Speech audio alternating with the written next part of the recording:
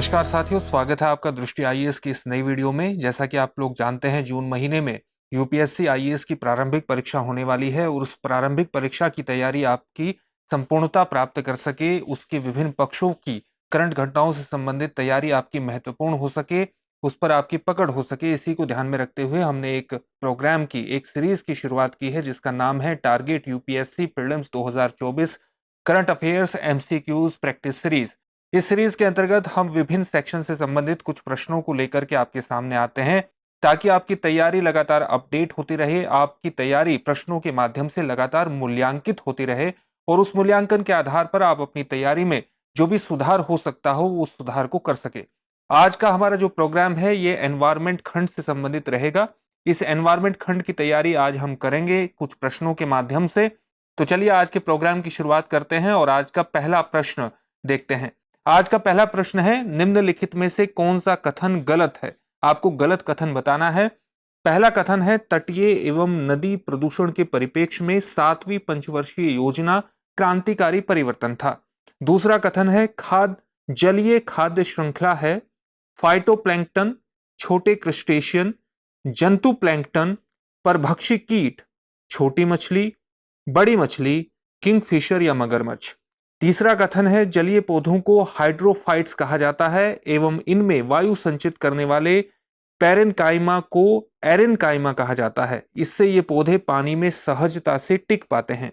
आपका अगला कथन है, चौथा कथन है, फ्लोराइड की अधिकता से होने वाले फ्लूओरेसिस रोग की सर्वाधिक स्थिति राजस्थान और गुजरात में है। चलिए इसकी थोड़ी व्याख्या देखने का प्रयास करते हैं और जब हम व्याख्या की बात करते हैं तो आपको जलीय खाद्य श्रृंखला का ठीक तरह से पता होना चाहिए। अगर आप जलीय खाद्य श्रृंखला को ठीक तरह से जानते हैं तो आप इसके उत्तर को भी ठीक तरह से जान जाएंगे। अगर आप जलीय खाद्य श्रृंखला की बात करेंगे तो सबसे पहले आएंगे फाइटोप्लैंक्टन। फाइटोप्लैंक्टन सबसे पहले आते हैं, उसके बाद नाम आता है जंतु प्लैंक्टन का, इसके बाद आते हैं छोटे क्रस्टेशियंस, छोटे क्रस्टेशियन इसके बाद आते हैं और इसके बाद आते हैं परभक्षी कीट। परभक्षी कीट के बाद अगर कोई इस खाद्य श्रृंखला में ऊपर आता है तो वो आती है छोटी मछली। छोटी मछली आती है और छोटी मछली के बाद आती है बड़ी मछली और बड़ी मछली के बाद आता है किंगफिशर यानी मगरमच्छ। तो ये सामान्य तौर से खाद्य श्रृंखला का स्वरूप रहता है, जलीय खाद्य श्रृंखला का यही स्वरूप है। और अगर आप इस स्वरूप को देखें तो निश्चित रूप से जो ऑप्शन बी है, ऑप्शन बी गलत हो जाएगा। बाकी के जो 3 ऑप्शन दिए गए हैं वो बिल्कुल ठीक है। यानी तटीय एवं नदी प्रदूषण के परिप्रेक्ष्य में 7वीं पंचवर्षीय योजना क्रांतिकारी परिवर्तन था। इसी प्रकार से जलीय पौधों को हाइड्रोफाइट्स कहा जाता है और इनमें वायु संचित करने वाले पैरेनकाइमा को एरेनकाइमा कहा जाता है। इससे ये पौधे पानी में सहजता से टिक पाते हैं। उसी प्रकार से फ्लोराइड की अधिकता से होने वाले फ्लूओरेसिस रोग की सर्वाधिक स्थिति राजस्थान और गुजरात में है। चलिए अगले प्रश्न की तरफ बढ़ते हैं। आज का आपका अगला प्रश्न है,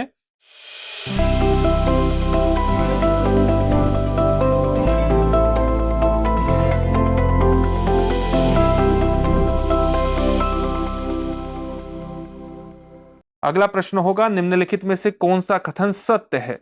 आपका पहला कथन है, पारिस्थितिकीय तंत्र में ऊर्जा का प्रवाह चक्रीय जबकि पदार्थ का प्रवाह अचक्रीय होता है। दूसरा कथन है, पारिस्थितिकीय तंत्र में ऊर्जा का प्रवाह अचक्रीय जबकि पदार्थ का प्रवाह चक्रीय होता है। तीसरा कथन है, पारिस्थितिकीय तंत्र में पदार्थ और ऊर्जा दोनों का प्रवाह चक्रीय होता है। चौथा कथन है, पारिस्थितिकीय तंत्र में पदार्थ और ऊर्जा का प्रवाह अचक्रीय होता है। जब आप इसकी व्याख्या की बात करेंगे तो सामान्य तौर से आप इसकी व्याख्या को जान जाएंगे। पदार्थ के अर्थ में जैवमंडल एक बंद तंत्र है। किस प्रकार का तंत्र है? पदार्थ के संदर्भ की बात करें तो एक बंद तंत्र है। कार्बन हो, हाइड्रोजन हो या नाइट्रोजन, ऑक्सीजन, लोहा, कैल्शियम, ये सभी तत्वों में चक्रीय मार्ग होता है। कार्बन, हाइड्रोजन, नाइट्रोजन, ऑक्सीजन, लोहा, कैल्शियम जैसे तत्वों में चक्रीय मार्ग होता है और जीवन की सतत धारणीयता के लिए बारंबार इनका उपयोग किया जाता है। अतः पदार्थ का प्रवाह चक्रीय होता है, यानी पदार्थ का प्रवाह चक्रीय होता है और ऊर्जा का प्रवाह अचक्रीय होता है और इस प्रकार से इसमें ऑप्शन बी सही हो जाएगा। आज का अगला प्रश्न देखते हैं। अगला प्रश्न है, पारिस्थितिकी तंत्र में फास्फोरस चक्र बहुत महत्वपूर्ण होता है। इस चक्र के संबंध में निम्नलिखित कथनों में से कौन सा सही नहीं है? आपको यह बताना है कि इनमें से कौन सा कथन सही नहीं है। पहला कथन है जल में फॉस्फेट की स्थानीय कमी शैवालों की अधिकता का कारण हो सकती है, जबकि शैवाल जल में उपस्थित संपूर्ण ऑक्सीजन का उपयोग कर लेते हैं, फलस्वरूप अन्य जलीय जीव मर जाते हैं। दूसरा कथन है फास्फोरस चक्र में महत्वपूर्ण भूमिका निभाने वाले अन्य जंतु समुद्री पक्षी होते हैं। मछलियों से बनी खाद्य यानी गुआनो में फास्फोरस की प्रचुरता होती है और इस प्रकार समुद्री पक्षी फास्फोरस को समुद्र से जमीन पर वापस ले आते हैं। आपका तीसरा कथन है फास्फोरस कोशिका भित्ति डीएनए, आरएनए तथा एटीपी का महत्वपूर्ण घटक होता है। जब आप इसकी व्याख्या की बात करेंगे तो इसकी व्याख्या के आधार पर इसके उत्तर को भी आप जान जाएंगे। और व्याख्या यह है कि जब चट्टान को फॉस्फेट के साथ जल के संपर्क में लाया जाता है तो चट्टान छोटे टुकड़ों में बंटकर विलयन का रूप धारण कर लेती है। स्वपोषी इसे इस फास्फोरस को लेते हैं, यानी जो स्वपोषी होते हैं वो इस फास्फोरस को लेते हैं और इसका उपयोग विभिन्न तरीकों से करते हैं। परपोषी यानी जंतु अपने लिए फास्फोरस पौधों से प्राप्त करते हैं। यद्यपि एक प्रकार का परपोषी कवक फास्फोरस प्राप्त करने के बाद सक्रिय हो उठता है तथा पौधों की जड़ों में सहजीवी संबंध कायम कर सकता है।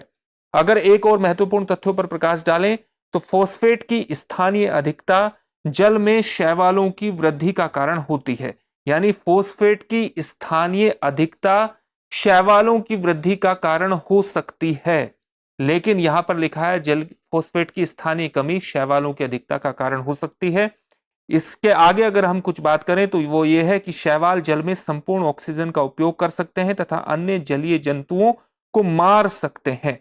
इसे यूट्रोफिकेशन कहा जाता है और इस प्रकार से विकल्प ए पूरी तरह से गलत हो जाता है और गलत विकल्प ही आपसे पूछा गया है। इसके अलावा इस व्याख्या से आप समझ गए होंगे कि फास्फोरस चक्र में महत्वपूर्ण भूमिका निभाने वाले अन्य जंतु समुद्री पक्षी होते हैं। मछलियों से बनी हुई खाद में फास्फोरस की प्रचुरता होती है, बिल्कुल कथन सही है। और इस प्रकार समुद्री पक्षी फास्फोरस को समुद्र से जमीन पर वापस ले आते हैं। फास्फोरस कोशिका भित्ति डीएनए, आरएनए तथा एटीपी का महत्वपूर्ण घटक होता है, यह भी एक बिल्कुल सही कथन है। चलिए आज का अगला प्रश्न देखते हैं। आज का अगला प्रश्न है जैव भू रासायनिक चक्र से संबंधित। आपसे क्या पूछा गया है? जैव भू रासायनिक चक्र के संबंध में निम्नलिखित कथनों पर विचार कीजिए। आपका पहला कथन है जैव भू रासायनिक चक्र में विभिन्न तत्वों जिनमें जैव मंडल के निर्जीव यानी अबायोटिक घटकों से लेकर सजीव यानी बायोटिक घटकों तक के विभिन्न प्रकार शामिल हैं का संचलन शामिल है, यानी जैव भू रासायनिक चक्र में विभिन्न तत्वों का संचलन शामिल है। दूसरा कथन है जैव भू रासायनिक चक्र को गैसीय और अवसादी यानी सेडिमेंट्री के रूप में वर्गीकृत किया जा सकता है। गैसीय जिसमें वायु या महासागर वाष्पीकरण के माध्यम से संग्रहण करता होते हैं, अवसादी जिसमें भूपर्पटी संग्रहण करता है।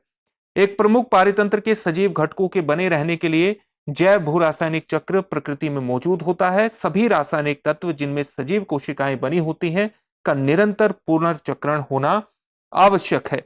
उपर्युक्त में से कौन सा या कौन से कथन सही है या है? आपको इसमें से कौन से कथन सही है यह बताना है। इसकी थोड़ी व्याख्या देखेंगे तो व्याख्या के आधार पर आप इसके उत्तर को भी जान जाएंगे। कोई भी प्राकृतिक मार्ग जिसके द्वारा सजीव पदार्थ के आवश्यक तत्वों का परिक्रमण होता है जैव भू रासायनिक चक्र कहलाता है। जैव रासायनिक शब्द एक संकुचन है। क्या है? एक संकुचन है जो प्रत्येक चक्र के जैविक, भू रासायनिक, भूवैज्ञानिक और रासायनिक पहलुओं के विचरण से संबंधित है। यानी यह एक प्रकार का संकुचन शब्द है जैव रासायनिक और प्रत्येक चक्र के जैविक, भूवैज्ञानिक और रासायनिक पहलुओं के विचरण से संबंधित है। जैव भू रासायनिक चक्रों में तत्व जैव मंडल में विभिन्न रूपों में अजैविक घटकों से जैविक घटकों की ओर प्रवाहित होते हैं। यानी कि प्रवाह कैसे होता है? अजैविक घटकों से जैविक घटकों की ओर प्रवाहित होते हैं। जैव भू रासायनिक चक्र को गैसीय और अवसादी के रूप में वर्गीकृत किया जा सकता है। गैसीय जिसमें वायु या महासागर वाष्पीकरण के माध्यम से संग्रहण करता होते हैं। अवसादी में भूपर्पटी संग्रहण करता होते हैं। यानी ये कथन भी बिल्कुल सही हो जाता है और पहला कथन भी सही हो जाता है। एक प्रमुख पारितंत्र के सजीव घटकों के बने रहने के लिए जैव भू रासायनिक चक्र प्रकृति में मौजूद होता है। सभी रासायनिक तत्व जिसमें सजीव कोशिकाएं बनी होती है का निरंतर पुनर्चक्रण होना आवश्यक होता है, और इस प्रकार से ये ऑप्शन डी सही हो जाएगा। इसमें तीनों कथन यहाँ जो दिए गए हैं ये बिल्कुल सही दिए गए हैं। चलिए अगला प्रश्न देखते हैं। अगला प्रश्न है, निम्नलिखित में से किसके अंगीकरण को प्रोत्साहित करने के लिए R2 व्यवहार संहिता R2 कोड ऑफ प्रैक्टिसेस साधन उपलब्ध कराती है? आपका पहला ऑप्शन है ऑप्शन ए, इलेक्ट्रॉनिकी पुनर्चक्रण उद्योग में पर्यावरणीय दृष्टि से विश्वसनीय व्यवहार। ऑप्शन बी, रामसर कन्वेंशन के अंतर्गत अंतर्राष्ट्रीय महत्व की आर्द्र भूमि का पारिस्थितिक प्रबंधन। ऑप्शन सी, निम्नीकृत भूमि पर कृषि फसलों की खेती का संधारणीय व्यवहार। ऑप्शन डी, प्राकृतिक संसाधनों के दोहन में पर्यावरणीय प्रभाव आकलन। इसकी थोड़ी व्याख्या देखने का प्रयास करता है, और व्याख्या इसकी यह है कि R2 व्यवहार संहिता में R2 का अर्थ क्या होता है? रेस्पॉन्सिबल। रेस्पॉन्सिबल R2 का मतलब होता है responsible recycling. Recycling, responsible recycling इसका मतलब होता है। यह सस्टेनेबल इलेक्ट्रॉनिक रिसाइकलिंग इंटरनेशनल यानी सस्टेनेबल इलेक्ट्रॉनिक्स रिसाइकलिंग इंटरनेशनल द्वारा विशेष रूप से इलेक्ट्रॉनिकी पुनर्चक्रण उद्योगों के लिए बनाया गया एक मानक है। क्या है? एक मानक है। इलेक्ट्रॉनिकी पुनर्चक्रण कंपनी जो इस व्यवहार संहिता के अनुसार R2 प्रमाणित है, अपने ऑपरेटिंग सिस्टम और प्रक्रियाओं में सुधार और प्रमाणन यानी सर्टिफिकेशन द्वारा प्रदान की गई स्थिति के माध्यम से उच्च लाभ सीमा और अतिरिक्त बाजार हिस्सेदारी प्राप्त करने से लाभान्वित होगी।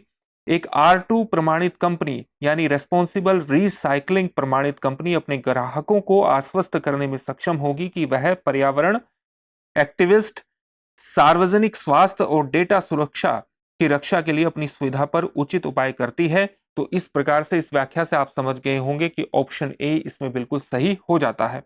चलिए आज का अगला प्रश्न देखते हैं। आज का अगला प्रश्न है, तंत्रिका अपह्रास न्यूरो डिजेनरेटिव को आप अपक्षयी के रूप में भी परिभाषित कर सकते हैं, यानी कि तंत्रिका अपह्रास की जगह तंत्रिका अपक्षयी शब्द भी यूज हो सकता है। तो तंत्रिका न्यूरो डिजेनरेटिव समस्याओं के लिए उत्तरदायी माने जाने वाली मैग्नेटाइट कण पर्यावरणीय प्रदूषकों के रूप में निम्नलिखित में से किन से उत्पन्न होते हैं? एक, मोटर गाड़ी के ब्रेक। बी, मोटर गाड़ी के इंजन। सी, घरों में प्रयोग होने वाले माइक्रोवेव स्टोव। सी, 4, बिजली संयंत्र। 5, टेलीफोन लाइन। नीचे दिए गए कूट का प्रयोग कर सही उत्तर चुनिए। आपका ऑप्शन ए है, ऑप्शन ए केवल 1, 2, 3 और 5। ऑप्शन बी केवल 1, 2 और 4। ऑप्शन सी केवल 3, 4 और 5। ऑप्शन डी 1, 2, 3, 4 और 5। इसकी भी थोड़ी व्याख्या देखने का प्रयास करते हैं और व्याख्या के माध्यम से इसका उत्तर तलाशने का प्रयास करते हैं। ऑक्सफोर्ड यूनिवर्सिटी के माध्यम से शोधकर्ताओं द्वारा मानव मस्तिष्क के ऊतकों में वायु प्रदूषण से संबंधित मैग्नेटाइट या आयरन ऑक्साइड के नैनो कण देखे गए हैं, और शोधकर्ताओं का मानना है कि वे डिमेंशिया, अल्जाइमर और मिर्गी जैसे तंत्रिका अपक्षयी यानी न्यूरो डिजेनरेटिव विकारों के कारणों में से एक है। शोधकर्ताओं ने मस्तिष्क के ऊतकों में निकल, कोबाल्ट और प्लेटिनम जैसी धातु के नैनो कणों को भी देखा जो बाहरी स्रोत की ओर इशारा करते हैं। ध्यातव्य है कि मैग्नेटाइट एक प्रबल चुंबकीय लौह खनिज है। गोलाकार नैनो मैग्नेटाइट की रेडॉक्स गतिविधि और सरफेस चार्ज इसे न्यूरो डिजेनरेटिव बीमारी के कारणों से जोड़ता है। और इस प्रकार अगर हम देखें तो ऐसे मैग्नेटाइट कण प्रमुख रूप से उच्च तापमान पर जीवाश्म ईंधन वाले दहन स्रोत जैसे बिजली स्टेशन, टेलीफोन लाइन, निर्माण प्रक्रिया, वाहन इंजन विशेष रूप से डीजल और घरों में प्रयोग होने वाले माइक्रोवेव स्टोव आदि से प्रदूषकों के रूप में उत्पन्न होते हैं। ऐसे प्रदूषण वाहनों के ब्रेक के घर्षण से भी हो सकता है, और इस प्रकार ये सभी इसमें शामिल हो जाते हैं, यानी उत्तर हो जाएगा आपका डी। अगला प्रश्न देखते हैं। अगला प्रश्न है, प्रदूषण की समस्याओं का समाधान करने के संदर्भ में जैवोपचारण यानी बायो रेमेडिएशन तकनीक के कौन सा या से लाभ है या है? आपका पहला कथन है, यह प्रकृति में घटित होने वाली जैव निम्नीकरण प्रक्रिया का ही संवर्धन कर पर्यावरण को स्वच्छ करने की तकनीक है। दूसरा कथन है, कैडमियम और लेड जैसी धातुओं से युक्त किसी भी संदूषक को सूक्ष्म जीवों के प्रयोग से जैवोपचारण द्वारा सहज ही और पूरी तरह से उपचारित किया जा सकता है। तीसरा कथन है जैवोपचारण के लिए विशेषतः अभिकल्पित सूक्ष्म जीवों को सृजित करने के लिए आनुवंशिक इंजीनियरिंग जेनेटिक इंजीनियरिंग का उपयोग किया जा सकता है। उपरोक्त में से कौन सा कथन सही है? आपके ऑप्शन है केवल एक, ऑप्शन बी केवल दो और तीन, ऑप्शन सी केवल एक और तीन, ऑप्शन डी एक, दो और तीन। चलिए इसका भी व्याख्या के माध्यम से इसका उत्तर खोजने का प्रयास करते हैं। इसका व्याख्या यह है कि बायो रेमेडिएशन एक अपशिष्ट प्रबंधन तकनीक है। तो ये जो बायो रेमेडिएशन है ये कैसी तकनीक है? एक अपशिष्ट प्रबंधन तकनीक है जिसमें प्रदूषकों को अपघटित करने के लिए सूक्ष्म जीवों का प्रयोग किया जाता है। किसका प्रयोग किया जाता है? सूक्ष्म जीवों का। सूक्ष्म जीवों का, माइक्रो ऑर्गेनिजम्स का प्रयोग इसके अंतर्गत किया जाता है। प्रदूषकों को कम विषैले या गैर विषैले पदार्थों में बदलने के लिए प्रयुक्त सूक्ष्म जीवों की क्षमता आनुवंशिक इंजीनियरिंग द्वारा बढ़ाई जा सकती है। हाल ही में कैडमियम व लेड जैसी भारी धातुओं को बायो रेमेडिएशन द्वारा अपघटित कर सकने वाले सूक्ष्म जीवों की खोज हुई है, परंतु अभी तक सभी भारी धातुओं का सहज एवं पूर्णतः बायो रेमेडिएशन संभव नहीं हो सका है। अतः विकल्प इसमें कौन सा ठीक हो जाएगा? जैसे अगर आप इसकी विकल्प दो की बात करें, कैडमियम और लेड जैसी धातुओं से युक्त किसी भी संदूषक को सूक्ष्म जीवों के प्रयोग से जैवोपचारण द्वारा सहज ही पूरी तरह से उपचारित किया जा सकता है। तो ये कथन क्या हो जाता है? ये कथन गलत हो जाता है, क्योंकि हाल ही में कैडमियम व लेड जैसी भारी धातुओं का बायो रेमेडिएशन द्वारा अपघटित कर सकने वाले सूक्ष्म जीवों की खोज तो हुई है, परंतु अभी तक सभी भारी धातुओं का सहज और पूर्णतः बायो रेमेडिएशन संभव नहीं हो पाया है। इसलिए इसको दो को सही नहीं माना जा सकता। इसमें केवल सी सही होगा, केवल एक और तीन कथन इसमें सही हो जाएंगे। अगला कथन, अगला प्रश्न है आज का, हमारे देश के शहरों में वायु गुणवत्ता सूचकांक यानी एयर क्वालिटी इंडेक्स का परिकलन करने में साधारणतया निम्नलिखित वायुमंडलीय गैसों में से किनको विचार में लिया जाता है? एक carbon dioxide, B carbon monoxide, तीन नाइट्रोजन डाइऑक्साइड, चार सल्फर डाइऑक्साइड, पांच मीथेन। नीचे दिए गए कूटों का प्रयोग कर सही उत्तर चुनिए। ऑप्शन ए केवल एक, दो और तीन, ऑप्शन बी केवल दो, तीन और चार, ऑप्शन सी केवल एक, चार और पांच, ऑप्शन डी एक, दो, तीन, चार और पांच। चलिए इसकी भी थोड़ी व्याख्या देखने का प्रयास करते हैं और व्याख्या के आधार पर इसका उत्तर खोजने का हम प्रयास करेंगे। राष्ट्रीय वायु गुणवत्ता सूचकांक पर्यावरण, वन और जलवायु परिवर्तन मंत्रालय द्वारा जारी किया जाता है। यह स्वच्छ भारत मिशन के तहत एक बहुत बड़ी पहल है। किस मिशन के तहत है? स्वच्छ भारत मिशन के तहत। यह एक संख्या, एक रंग, एक वर्णक के रूप में कार्य करता है। इसका मतलब one number, one number, one colour, one colour और वन डेस्क्रिप्शन यानी वर्णन, वन डेस्क्रिप्शन के रूप में कार्य करता है। AQI का 6 श्रेणियों के रूप में वर्गीकृत किया जाता है। 6 श्रेणियां कौन कौन सी हैं? Good, satisfactory, moderately, moderately, poor, very poor और सिवियर। इसके माध्यम से इस प्रकार से वायु गुणवत्ता की जांच की जाती है और इसमें 8 प्रदूषणकारी गैसों की पहचान की गई है। कौन कौन सी गैस है? इसके अंतर्गत PM10 है, PM2.5 है, नाइट्रोजन डाइऑक्साइड है, सल्फर डाइऑक्साइड है, कार्बन मोनोऑक्साइड है, इसी के ओजोन है, इसी की तरह अमोनिया है और लेड है। तो इसमें कौन कौन सी शामिल हो जाएंगी दिए गए कोड का प्रयोग करके, किनको विचार में लाया जाता है? तो विचार में किसको लाया जाता है? इसके अंतर्गत ऑप्शन आ जाएगा आपका 2, 3 और 4, यानी यहां मीथेन और कार्बन डाइऑक्साइड को विचार में नहीं लाया जाता। ऑप्शन बी इसके अंतर्गत सही हो जाएगा। चलिए आज का अगला प्रश्न देखते हैं। आज का अगला प्रश्न है, पुराने और प्रयुक्त कंप्यूटरों या उनके पुर्जों के असंगत अव्यवस्थित निपटान के कारण निम्नलिखित में से कौन से ई अपशिष्ट के रूप में पर्यावरण में निर्मुक्त होते हैं? एक बेरिलियम, दो कैडमियम, तीन क्रोमियम, चार हेप्टाक्लोर, पांच पारद, छह सीसा, सात प्लूटोनियम। इसमें आपके ऑप्शन क्या है? उपरोक्त में से कौन सा या कौन से कथन सही है या है? ऑप्शन ए केवल एक, तीन, चार, छह और सात, ऑप्शन बी केवल एक, दो, तीन, पांच और छह, ऑप्शन सी केवल दो, चार, पांच और सात, ऑप्शन डी उपर्युक्त सभी यानी एक, दो, तीन, चार, पांच, छह और सात। इसकी भी थोड़ी व्याख्या देखते हैं और व्याख्या के आधार पर उत्तर देखेंगे। व्याख्या क्या है?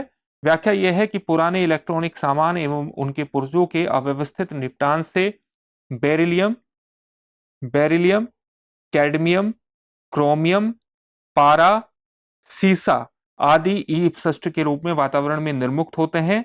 हेप्टाक्लोर जो है वो एक कीटनाशक है। क्या है? एक कीटनाशक है जिसका प्रयोग कृषि क्षेत्र में किया जाता है। और उसी प्रकार से जो प्लूटोनियम है वो एक रेडियो एक्टिव पदार्थ है जिसका प्रयोग परमाणु रिएक्टर, परमाणु हथियारों आदि में किया जाता है। तो 4 और 7 नहीं आ जाएगा।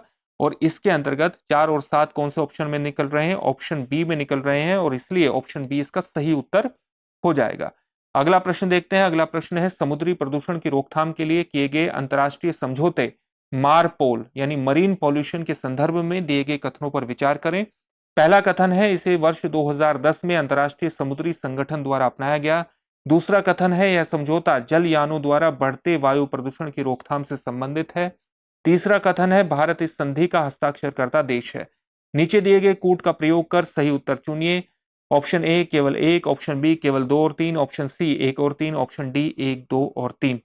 व्याख्या देखने का प्रयास करते हैं। व्याख्या के आधार पर उत्तर हमें मिल जाएगा। व्याख्या क्या है? जलयानों द्वारा बढ़ते समुद्री प्रदूषण की रोकथाम के लिए 1973 में एक अंतर्राष्ट्रीय समुद्री संगठन द्वारा मारपोल समझौता किया गया। तो मारपोल समझौता कब किया गया? 1973 में, जो अक्टूबर 1983 में लागू हुआ। कब लागू हुआ? अक्टूबर 1983 में यह लागू हुआ। और इस प्रकार से कथन ए गलत हो जाता है। पहले यह समझौता डंपिंग, तेल टैंकरों से रिसाव तथा किसी दुर्घटना के कारण समुद्री जल और पारिस्थितिकी के नुकसान से संबंधित था। परंतु 2005 से इसके दायरे में 2005 से जलयानों द्वारा वायु प्रदूषण को भी इसके अंतर्गत शामिल किया गया, जो वर्ष 2011 से पूरी तरह से लागू हुआ।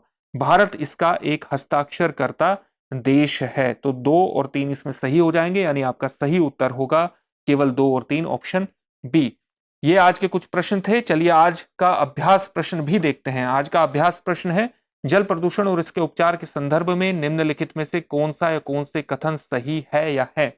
आपका पहला कथन है जल प्रदूषण के स्तर का पता लगाने हेतु नीले हरित शैवाल की व्यापक उत्पत्ति का उपयोग जैव संकेतक के रूप में किया जाता है। दूसरा कथन है अपशिष्ट जल की अस्थायी कठोरता को दूर करने के लिए उसका क्लोरीनीकरण यानी क्लोरीनेशन किया जाता है। नीचे दिए गए कूट का प्रयोग कर सही उत्तर चुनिए। ऑप्शन ए केवल 1, ऑप्शन बी केवल 2, ऑप्शन सी 1 और 2 दोनों, ऑप्शन डी न तो 1 और न ही 2। इस प्रश्न का उत्तर आप हमें कमेंट बॉक्स में कमेंट करके जरूर दीजिए। हमें पूरी उम्मीद है कि आज का प्रोग्राम आपको बेहद पसंद आया होगा, क्योंकि यह आपकी तैयारी को मूल्यांकित करने में विशेष रूप से सहायक होगा। और आपकी तैयारी का मूल्यांकन जब आप करेंगे तो वही चीज आपको सुधार की तरफ भी ले जाएगी और इस प्रकार के सुधार आपको जून में होने वाली प्रारंभिक परीक्षा में विशेष रूप से मददगार होंगे। फिर से एक नए सेशन में आपसे मुलाकात होगी। बहुत बहुत धन्यवाद।